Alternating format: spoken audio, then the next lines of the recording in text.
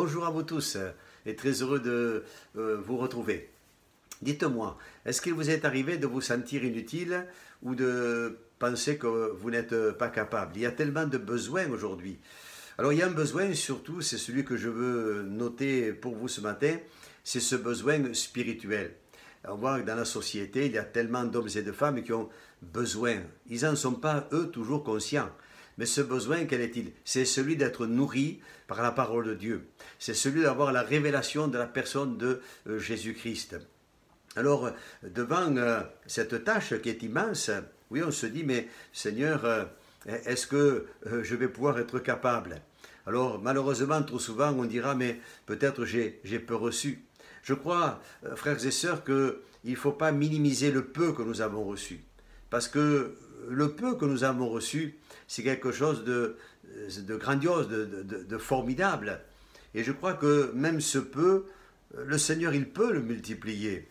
Cela me fait penser eh bien, à ce que nous trouvons dans l'évangile de Matthieu, chapitre 14, quand il est question de la multiplication des pains. Le texte nous dit qu'il y a une foule qui a besoin d'être nourrie, et les disciples se sentent un peu dépassés, hein, peut-être inutiles, parce que là, il faut pouvoir aux besoins. Oui, c'est tellement immense, on n'est pas capable. Et ils vont dire à Jésus, mais comment ferons-nous? Il y a une foule à nourrir. Et Jésus va leur dire, mais combien avez-vous de pain? Il y a un petit garçon ici qui a 5 pains de poisson. Et Jésus va prendre les 5 pains, il va les multiplier. Et les disciples vont pouvoir nourrir la foule. Alors c'est vrai que quand on réfléchit, on médite sur cette parole, ce qui nous vient à l'esprit, c'est finalement la question des disciples. Oui, comment ferons-nous? Mais il y a la réponse surtout de Jésus qui ne va pas leur dire, je vais vous expliquer comment vous allez faire, peut-être dans des détails, non.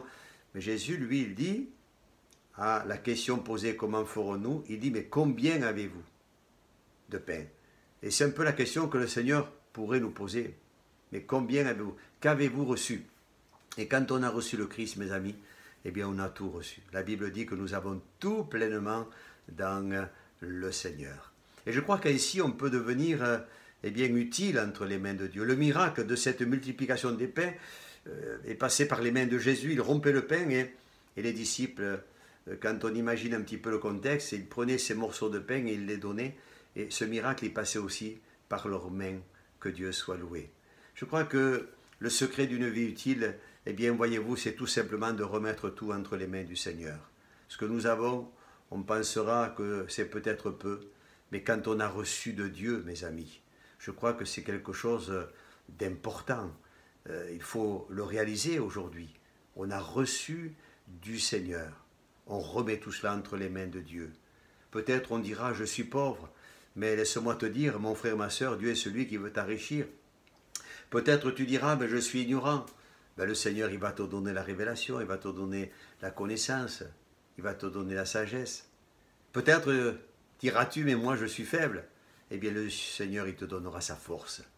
Et je crois que en étant ainsi, dans cet état d'esprit, vous allez devenir, et on va tous devenir encore, n'est-ce pas, la main droite du Seigneur.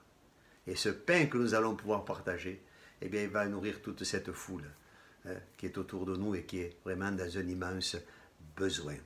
Alors, ce pain, c'est le pain vivant descendu du ciel. C'est Jésus qui le dira. Oh, c'est ce que je vous souhaite aujourd'hui, d'être vraiment encouragé et de ne plus dire « je ne suis pas peut-être utile, je ne suis pas capable ». La capacité, dira l'apôtre Paul aux Corinthiens, elle nous vient du Seigneur.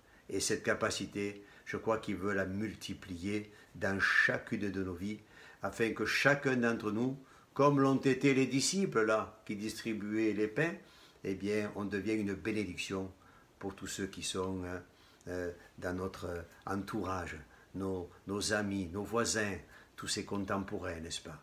Cette foule immense qui a besoin d'être nourrie. Que Dieu vous bénisse.